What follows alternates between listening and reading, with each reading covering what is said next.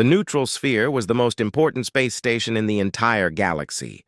For 10,000 years, it had been a place where all the different alien races came together to talk about peace and trade. On this day, Ambassador Kenji stood in the main council room with a feeling of worry in his chest. He knew what he had to say would not be easy for anyone to hear. Kenji's skin flickered with bright colors as he felt nervous. The Valorian Collective, the species he belonged to, had been watching the humans for many years in secret. What they had learned scared them very much. He looked at all the council members sitting in their places. The Kantari with their hard shells, the Ethereals with their floating bodies, the Terran Alliance with their many arms and eyes. They all looked at him with expressions that said they did not believe him. "The humans are building weapons," Kenji said in a clear voice. "They are not like other young species. They do not want to trade and make friends with other worlds. They want to be alone and they want to be strong." The council room became very loud with talking. Kenji could hear laughter from some of the older council members. How could a species that had only been in space for 300 years be a real threat to civilizations that were millions of years old? This was impossible. Councillor Haywan stood up to speak. She was very important and many people listened to what she said. "This is foolish talk," she said with a hard voice. "The humans are young children playing with toys. We have technology they cannot even imagine. We have weapons that could destroy stars. How can they be dangerous?" Kenji felt his heart become heavy. He tried to explain more. "3 of our ships have disappeared at the edge of their space. Another ship sent a message asking for help, but we never heard from it again. The humans did something to these ships. They made them disappear without any warning." "They probably crashed," said another counselor named Taio. "Young species are not good at space travel. This is not the work of the humans. This is just bad luck and bad flying." Kenji knew he was fighting a losing battle. The council did not want to believe him. They did not want to think that there could be a danger they did not understand. For 10,000 years, the Galactic Concil had been the most powerful force in the galaxy. Nothing could challenge them. Nothing could be stronger. "The humans have turned their territory into a fortress," Kenji continued, trying one more time to make them listen. "They do not answer when we try to talk to them. They do not negotiate. They do not follow the rules of space that all civilized beings follow. When ships go into their space, the ships do not come back." Councillor Dae-jung, the most respected negotiator in the entire galaxy, leaned forward. He had solved thousands of problems between different species. He had made peace where there was war. He had made friends where there was only hate. He smiled when he heard Kenji's words. "I will go myself," Dae-jung announced. "I will take a diplomatic ship with the best of our people. I will show these humans that the Galactic Concil is friendly and powerful. I will teach them the rules they must follow. When I return, they will be asking to join us, not hiding from us." The council applauded. This was what they wanted to hear. They did not want to hear warnings about danger. They wanted to hear that everything would be fine and that the old ways would stay the same. Kenji tried one last time. "The humans respond to strength only. They have shown us that they want to be left alone. If we send a ship into their space, we may not like what happens." No one listened. The council voted to send the diplomatic mission. The best ship in their fleet would go. The most important people would go. They would show the humans what real power looked like. As Kenji walked out of the council room, he felt very tired. He had tried to warn them. He had given them the information. He had told them what the humans were doing and how strong the humans were becoming. But they would not listen because they believed they were too strong to fail. A young Valorian diplomat named Ji-ho walked with him down the long hallways of the neutral sphere. "Do you really think something bad will happen?" Ji-ho asked nervously. Kenji looked at the young diplomat with sad eyes. "I know it will happen," he said quietly. I have seen the readings. I have seen what they are building. The humans are different from all of us. They do not think like we think. They do not fear like we fear. They are willing to do things that we would never do to protect what they believe is theirs. But Counselor Dae-jung is so wise, Jiho said, trying to feel better. Surely he can make them listen to reason. Surely he can teach them that the galaxy is too big for any one species to own. Kenji shook his head slowly. The humans do not care about the galaxy. They only care about their own space. And when someone tries to come into their space without permission, they have shown us many times that they will destroy them. That night, Kenji watched from the observation deck as the diplomatic ship called the Luminescence prepared to leave. It was beautiful and shiny, with the latest technology and the best defenses. 750 people were on that ship. Scientists and diplomats and soldiers all working together. They had supplies and weapons and communication equipment that could reach across the galaxy. As the ship flew away toward Terran space, Kenji felt a cold feeling in his body. He knew something that no one else in the Galactic Council understood. The humans did not want diplomacy. The humans did not want to trade. The humans did not want anything to do with the rest of the galaxy. They wanted to be left alone. And they were willing to destroy anything that came into their space to make sure that happened. The Valorian ambassador watched the ship disappear into the darkness of space. He knew that the Galactic Council was about to learn a very hard lesson. The lesson was that not all species in the galaxy could be talked to.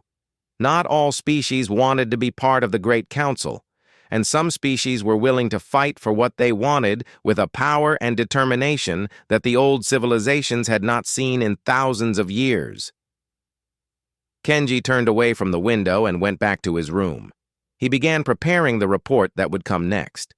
He began gathering more information about the humans. He began making plans for what would happen when the luminescence did not return, because in his heart, he already knew that it would not return. The only question was whether anyone would believe him when the time came. The diplomatic ship Luminescence left the safety of Council space and moved slowly into the darker regions of the galaxy. Commander Min-hai stood on the bridge of the ship and watched the sensors with careful attention. She was a warrior from the Kantari species, and her hard brown shell reflected the blue light of the computer screens. Her job was to keep everyone on the ship safe, and she took this job very seriously. Min-hai had been a soldier for 40 years. She had fought against pirates and rebels and had protected many important people.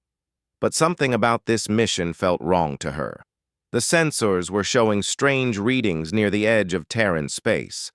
There were energy signatures that did not match anything in the databases. These were not natural readings. These were weapons.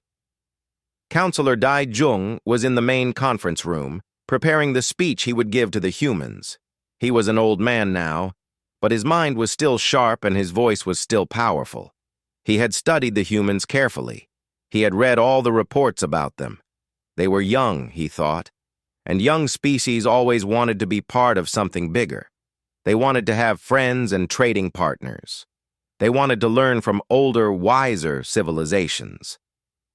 Dae-jung's assistant, a woman named Sun-ho, brought him tea and looked worried.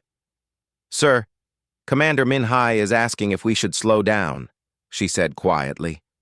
"She says the sensors are picking up unusual activity in Terran space." Dae-jung waved his hand without worry. "Tell her to continue forward. This is a peaceful mission. We are flying the most beautiful ship in the galaxy with the white flag of peace. The humans will see that we mean no harm. There is nothing to worry about." But Min-hai was worried, very worried. As the luminescence moved closer to the boundary of Terran space, the sensor readings became clearer and more scary. The energy signatures were getting stronger. Now she could see shapes on the screens. Massive shapes, much larger than any ship should be. And there were many of them. Dozens. Perhaps hundreds. Min-hai immediately went to find Dai-jung. She walked quickly through the corridors of the ship, past diplomatic staff and scientists who were all preparing for first contact. When she reached the conference room, she did not wait for permission to enter. She walked right in. "Counselor, we need to talk," Min-hai said, and her voice was serious and strong. Dai-jung looked up from his papers with surprise. He was not used to people entering without permission, but he saw that Min-hai's expression was very serious, so he listened. "The sensors are detecting massive military structures ahead," Min-hai explained. "There are energy readings that suggest weapon systems more powerful than anything we have ever seen. There are at least 200 distinct objects positioned around the space we are about to enter." "Are they weapons?" Dai-jung asked calmly. "I believe so," Min-hai said. "I have 40 years of military experience. These readings do not look like space stations or research facilities. They look like weapons platforms." Dai-jung thought for a moment. Then he smiled. "Commander, perhaps the humans simply want to show us that they are not weak. Perhaps they want us to respect them. Do not worry. We are here in peace. A show of force from their side does not mean they want to fight. It only means they want to be treated as equals." Min-hai did not feel better, but she returned to the bridge. She had given the warning. What happened next was not her fault. The luminescence crossed into Terran space. All the sensors immediately started making loud noises. Red lights began flashing everywhere on the bridge. The reading was clear now. There was not 200 weapons pointed at them. There were more than 300, and they were all turning to face the ship. Min-hai moved very fast. She began sending messages on every frequency. "This is the diplomatic vessel Luminescence. We come in peace. We request to speak with your government. We mean no harm." For a moment there was only static. Then a voice came back. It was cold and mechanical and not very human at all. "You have entered restricted space. You have 10 minutes to turn around and leave. This is your only warning. If you do not leave, you will be destroyed." Min-hai's blood became cold. She had never heard a threat so clear and so simple. There was no negotiation in that voice. There was no politeness. There was only the promise of death. She immediately called for Dai-jung to come to the bridge. When the counselor arrived, she let him hear the message himself. Dai-jung's face became pale, but he was not ready to give up. He had been a negotiator his entire life. He believed that all problems could be solved with words. "Send a message," Dai-jung commanded. "Tell them I am Counselor Dai-jung of the Galactic Concil. Tell them that we come to offer friendship and partnership. Tell them that we have technology to share and knowledge to give them. Tell them that the entire galaxy is ready to welcome them as friends." Min-hai sent the message. The 8 minutes and 30 seconds of waiting that followed felt like an eternity. The sensors showed the weapons moving. They were being charged. The energy signatures were building up to levels that should not be possible. Then the human voice came back. "Your warning is complete. You have chosen to ignore it. This is the consequence." Min-hai saw the first weapons fire coming at them on the screen. It looked like nothing she had ever seen before. The energy bolts were moving faster than physics said they should be able to move. The ship's shields, which should have been able to protect them from any attack, flared under the impact. "Full evasive maneuvers!" Min-hai shouted. But there was nowhere to go. The weapons were coming from every direction. The second wave of fire hit the ship harder. The lights on the bridge went out and came back on and went out again. People were shouting and running and trying to do their jobs while the ship shook around them. Sun-ho was knocked down by the shaking. Dai-jung tried to reach for her to help her up, but another explosion threw him to the ground instead. The third wave of fire was the last. The shields gave way completely. The weapons tore through the ship's hull like the hull was made of paper. Alarms were screaming everywhere. The lights went out for the final time. In those last few seconds, Min-hai understood what Kenji had been trying to tell the Council. The humans were not like other young species. They did not want friends. They did not want to trade. They were willing to kill everyone just to keep their space to themselves. And they were very, very good at killing. The luminescence exploded in a brilliant flash of light that could be seen from very far away. Everything that was on that ship, all 750 people, all the hopes of the Galactic Council, all the plans for first contact, all of it was gone in less than 5 minutes from the first warning. The ships and weapons systems of the humans did not celebrate or make noise about their victory. They simply turned off and returned to their hidden positions.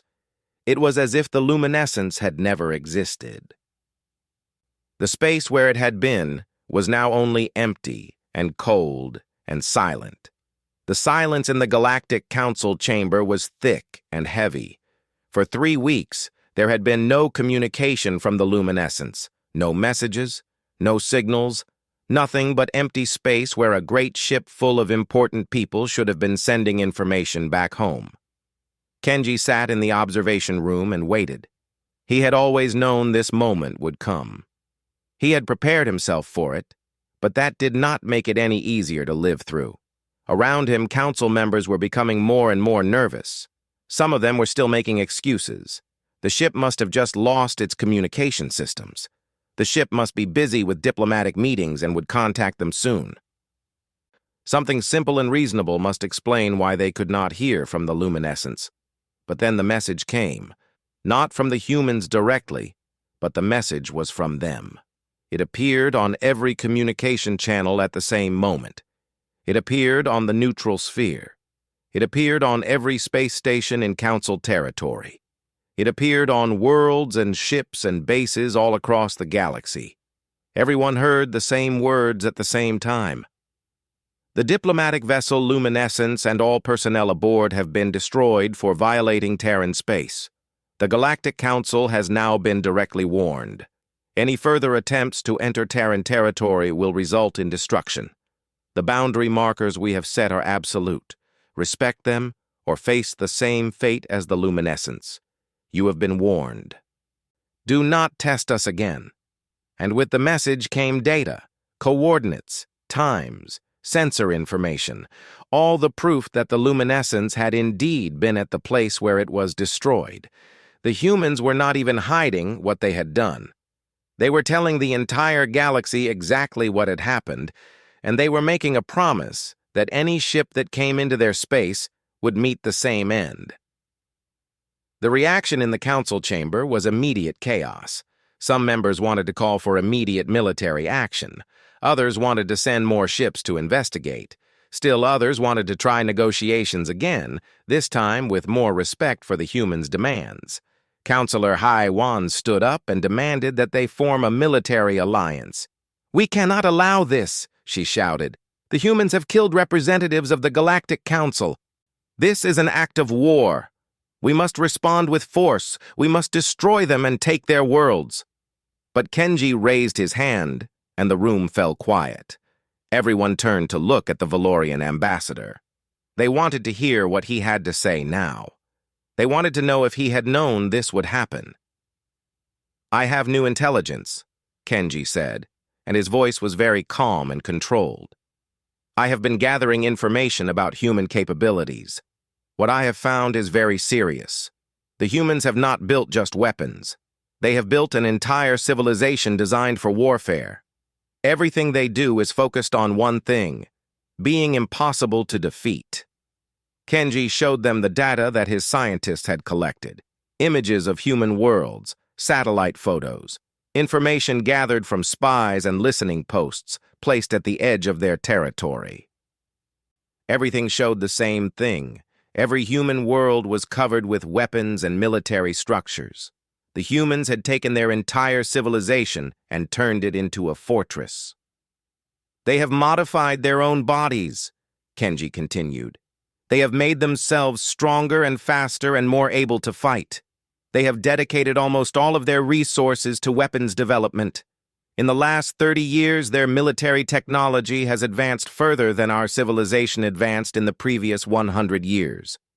A scientist named Hanul joined the presentation through video from a research station far away. We have been able to analyze some of their weapon systems from a distance, Hanul explained. What we have found is that they have solved theoretical physics problems that we did not think could be solved for another 100 or 200 years.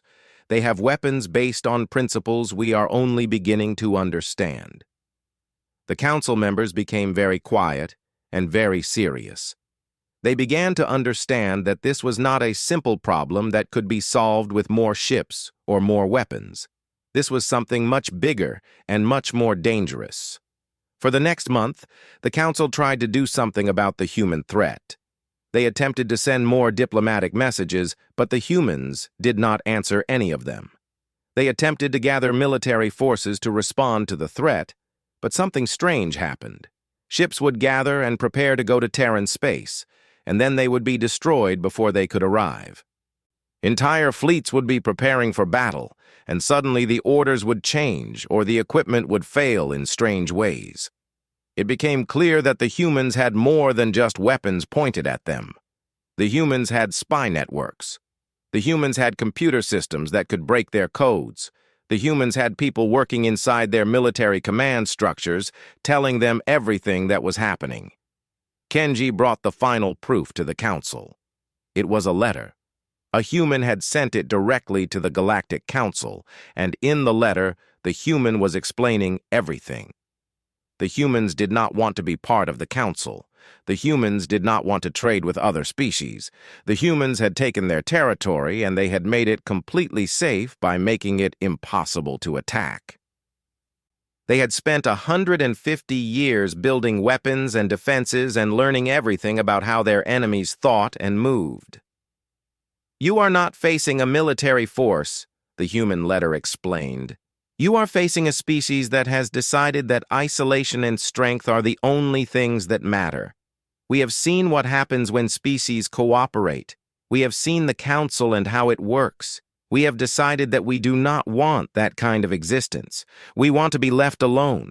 If you try to take what is ours, we will kill you. If you try to spy on us, we will kill you. If you try to come into our space, we will kill you. This is not a threat. This is a promise. We have already killed 750 of your people. We are willing to kill many more if it becomes necessary." The council fell into despair. For the first time in 10,000 years, they understood that there was something in the galaxy that they could not control. There was something that did not want to be part of their great community of species.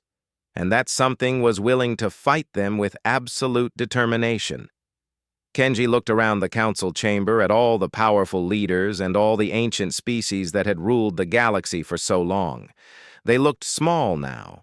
They looked afraid. And in their eyes, he could see the beginning of understanding. The humans had won before the war even started. They had won by being stronger and more prepared and more willing to fight and die for what they wanted. And there was nothing the Galactic Council could do to change that. The research team worked around the clock to understand what made the humans so different from all other species in the galaxy. Kenji and the best scientists brought by the council studied every piece of information they could find. They looked at human history. They looked at how humans had evolved on their home planet. They looked at how they thought and what made them want to fight so hard. Hanul, the xenologist who had been working on human studies for many years, presented her findings to Kenji in his private office on the neutral sphere. She had studied the genetic records of humans and compared them to other species. What she had found was remarkable and terrifying at the same time. Humans are unique among all spacefaring species, Hanul explained. She was a small being with 3 eyes and a voice that sounded like wind through canyon rocks. Every other species in the galaxy evolved as hunters, or as herd animals, or as creatures that were already at the top of their food chain on their home world. But humans were different. They evolved as prey animals that learned to become predators. Kenji listened carefully as Hanul told the story of human evolution. On their world, called Earth, humans had been small and weak at first. They could not run very fast like the predators that hunted them. They could not see as well. They could not hear as well. But they had something else. They had the ability to think. They had the ability to make plans and work together. They had the ability to survive by being smarter than everything that tried to kill them. This shaped their entire psychology, Hanul said. Unlike other species that became predators and then remained satisfied with their position at the top, humans never became satisfied. They were always looking for dangers. They were always preparing for enemies. They were always asking themselves what could go wrong and how to prevent it. Another scientist, named Junseo, added more information about human military history. "We have studied their wars on their own planet," Junseo said. "They are violent and brutal. In a single century, they would fight multiple wars that killed hundreds of millions of people. But after each war, they learned. They studied what went wrong, they made better weapons, they made better strategies. Each war made them more dangerous." As the scientists talked, Kenji began to understand something important. The humans were not acting like a normal young species that had just learned how to travel between stars. They were acting like a species that had prepared for thousands of years to fight in space. And in fact, that was exactly what they had done. Every military innovation that humans had made on their own planet, they had brought with them into space. Every lesson they had learned about fighting and surviving had become part of their space civilization. "The humans view our entire galaxy as a threat," Hanul concluded. "They do not see other species as potential friends or trading partners. They see us as potential enemies. They have assumed that we will try to conquer them or take their resources, so they have prepared for that day." Kenji made a decision. He would speak to the council again, and this time he would make sure they understood the truth about humanity. He would explain that the humans were not evil or crazy. They were simply acting according to how they thought. They were protecting what was theirs because they believed that protection was the only way to survive. But before Kenji could present his new information, something shocking happened. A human spy was caught trying to steal military secrets from the Council's main research facility. The spy was a human woman named Min Kyung. She was small and had trained herself to look like other species. She had lived in Council space for 3 years without anyone knowing who she really was. When the guards brought her before the Council, everyone expected her to deny everything or to resist. But Min Kyung did not do any of those things. She stood very straight and looked at the Council members with no fear at all. "I am Agent Min Kyung of the Terran Defense Force," she said. "I was sent to gather information about your military capabilities and your plans for attacking Terran space. I was successful in this mission." "Why do you admit to this so easily?" asked Councillor Haewon, who was shocked by Min Kyung's honesty. "Because it does not matter if you know," Min Kyung replied. "The information I gathered has already been sent back to my government. Your defenses have already been analyzed. Your weaknesses have already been found. Whether you kill me or let me go will not change anything. You cannot stop us. You can only choose how many of your people will die before you accept that." The council did not know what to do with this information. Min Kyung was kept in a secure prison, but her words haunted everyone who had heard them. She had shown them that the humans had been inside their own security. They had been studying the Council's military systems.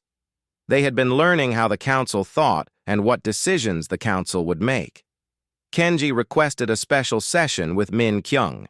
He wanted to understand how she thought and what motivated her. When he sat across from her in the interview room, he tried to speak to her mind to mind, using the telepathic abilities of his species. But Min Kyung had been trained to resist telepathy. She had mental barriers that could not be broken. This showed Kenji that the humans had been preparing even for abilities that the Council thought were secret. "Why do you fight so hard?" Kenji asked her through the communication system. "What makes you willing to die for your government?" Min Kyung thought for a moment before answering. Because my government does not ask me to die. My government asks me to survive. We have one mission. We protect Terran space. We keep outsiders from coming into our territory. We make sure that no other species can ever threaten our homes or our families. I do this job because it is the only job that matters." Her answer gave Kenji a new understanding. The humans were not fighting to conquer the galaxy. The humans were fighting to keep the galaxy away from them. In their view, the only way to be safe was to be so strong that nobody would even try to attack them.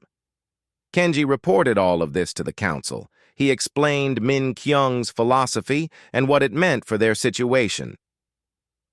"The humans are not our enemies because they want to be," Kenji said. "The humans are our enemies because they believe that is the only way to survive. If we try to talk to them, they will assume we are lying. If we try to make peace, they will assume we are preparing to betray them. The only thing that will ever be clear to the humans is strength. And right now, they are stronger than us." The council members sat in the darkness and thought about what this meant for the future. Kenji had given them the truth, but the truth was not something that made them feel better. The truth was that they had created an enemy by refusing to listen to warnings. And that enemy was so strong and so determined that there might be nothing they could do to stop them.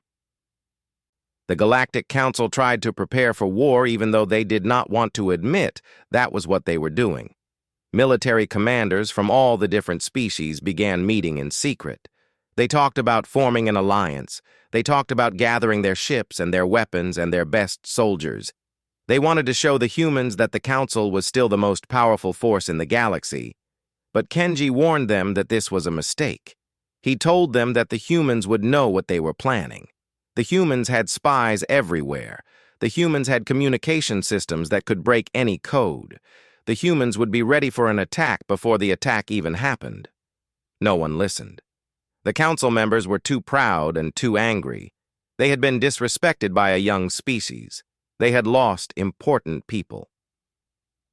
They wanted revenge, so they continued with their plans to build a military force that could attack Terran space. 7 different species began to gather their fleets in secret locations. The Kantari brought their battleships. The Ethereals brought their ancient weapons. The Terran Alliance sent their fastest strike forces. The Valorian Collective contributed their most advanced technology. The Twilight Federation brought soldiers who had been fighting for 10,000 years. The Makani sent their automated attack systems, and the Kepler Collective added their resources and their knowledge. It took 3 months to gather all these forces. It took another 2 months to plan the attack. The military leaders created strategies. They decided where to attack from. They calculated the best way to destroy the human weapons and defenses. They believed that with all this power combined, they could not fail. But on the day that the attack was supposed to begin, something terrible happened. Before a single shot had been fired, before a single ship had even moved into position, the humans attacked. The first strike came at a military gathering point in the Kantari region. Hundreds of human warships simply appeared out of nowhere. They were hidden behind the nebula clouds and inside the quantum foam that scientists said was impossible to hide in.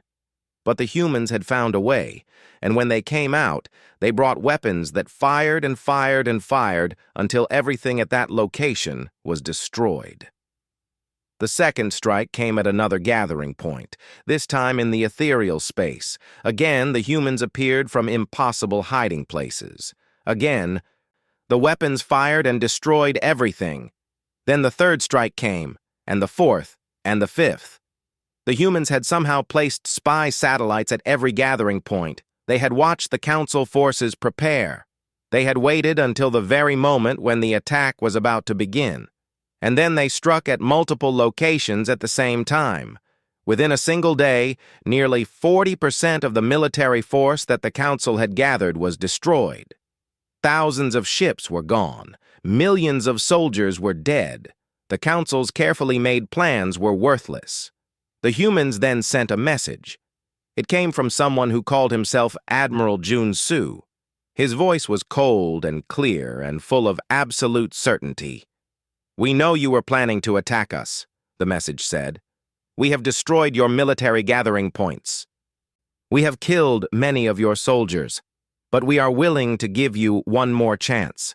You have 10 days to withdraw all military forces from positions that are within 2 light years of Terran space borders. You have 10 days to stop trying to steal our technology. You have 10 days to formally recognize that Terran space is independent and belongs only to humans." Then the humans made a threat that made the Council's blood go cold. "If you do not agree to our demands, we will destroy one of your homeworlds every 10 days until you do agree. We will start with the Valorian collective homeworld. It is a beautiful world. It would be sad to see it destroyed. But we will do it if we have to." The coordinates of the Valorian homeworld were included in the message. The coordinates were exact. The humans had shown that they could reach anywhere in Council space at any time.